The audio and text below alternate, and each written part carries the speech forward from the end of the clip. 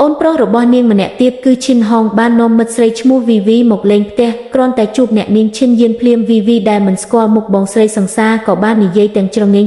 ថានាងជាអ្នកបម្រើនៅផ្ទះឈិនហងមែនទេគួរតែហៅខ្ញុំថាអ្នកនាងចាងទើបត្រូវព្រោះខ្ញុំជាម្ចាស់ស្រីនៅទីនេះ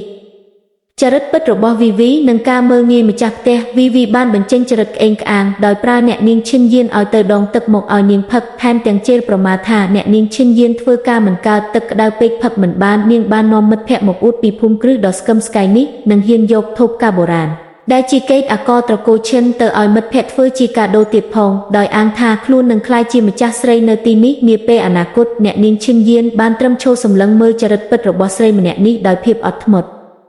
ការបែកការនិងលទ្ធផលចុងក្រោយនៅពេលដែលឈិនហងត្រឡប់មកដល់វីវីបានរត់ទៅត្អូញត្អែទាំងទឹកភ្នែកសុំឲ្យសង្សារដេញគឺអ្នកបម្រើខម្នាក់នេះចេញព្រោះហ៊ានប្រើចរិតមិនល្អដាក់នាងតែអ្វីដែលធ្វើឲ្យនាងភ័យចង់លេចនំនោះគឺឈិនហងបានស្រែកប្រាប់យ៉ាងខ្លាំងថានេះគឺជាបងស្រីបង្កើតរបស់ខ្ញុំឈិនហងខឹងខ្លាំងណាស់ក៏សម្រេចចិត្តសុំបែកគ្នាភ្លាមព្រោះវីវីមិនគោរពបងស្រីរបស់គេអ្នកនាងឈិនយានក៏បានវាយបោកវិញយ៉ាងចាស់ដៃដោយឲ្យវីវីសង្ថ្លៃធូបការ300,000 យន់រួចដេញនាងចេញពីផ្ទះទាំងអាម៉ាស់បំផុត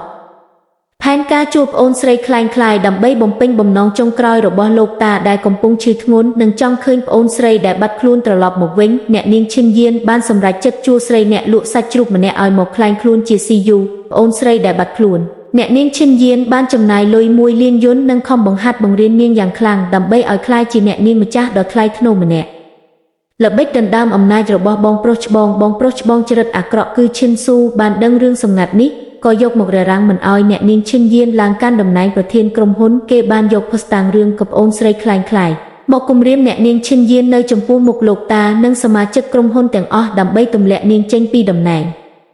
ការពិតដែលផ្ទុះឡើងប្អូនស្រីពិតប្រាកដនៅក្នុងថ្ងៃប្រជុំភាគហ៊ុនដ៏តានតឹងឈិនស៊ូបានបកអាក្រាតថាស៊ីយូគ្រាន់តែជាអ្នកលក់សាច់ជ្រូកដែលគេជួលមកប៉ុន្តែអ្វីដែលស្មានមិនដល់នោះគឺស្រីអ្នកលក់សាច់ជ្រូកនោះបានបញ្ចេញភស្តុតាងនិងនិយាយពីរឿងសម្ងាត់កាលពីក្មេងដែលដឹងតែបងប្អូនបង្កើតប៉ុណ្ណោះការពិតបានលាតត្រដាងថានាងគឺជាប្អូនស្រីបង្កើតស៊ីយូពិតប្រាកដដែលត្រូវបានឈិនស៊ូយកទៅបោះបង់ចោលកាលពីក្មេងដើម្បីដណ្ដើមទ្រព្យសម្បត្តិម្នាក់ឯងសោះ